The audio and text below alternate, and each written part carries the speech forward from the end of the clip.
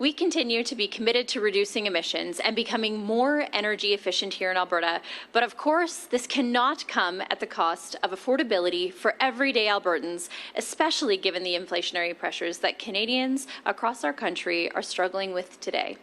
Sometimes it feels like Ottawa is announcing new regulations and rules every week, adding more and more costs onto Alberta's industries, municipalities, and the families who call these communities home.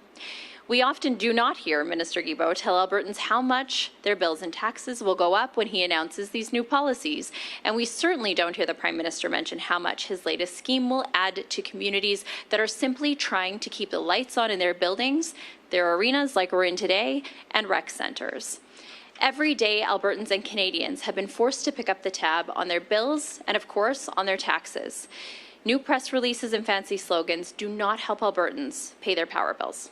The truth is that emissions reduction requires investments, and becoming more energy efficient just doesn't happen overnight. Our government believes in helping and supporting communities, not adding unnecessary costs. We believe in creating jobs, not chasing them away. And when it comes to reducing emissions, we believe in practical approaches that make our communities and our province stronger. Take the Max Bell Centre, where we are today. This facility has been a community hub in Calgary for the last 50 years. More than 500,000 people walk through its doors every single year. They enjoy thousands of hours of ice time. As a hockey parent, I can attest to that, and host more than a dozen festivals and events every single year. 2 years ago, when the City of Calgary wanted to upgrade Max Bell's lights, they put in new electrical systems and made other energy efficiency upgrades. That came with a price tag of nearly $150,000. That's a lot for any city to afford, but think of the impact that that has on smaller communities and towns across our province. Our government was able to step up to help through the Municipal Climate Change Action Centre, or MCCAC, as it is more commonly known, covering over 75% of that bill, more than $111,000. These improvements have saved the facility $7,000 in costs every single year and reduced its emissions by 43 tons annually.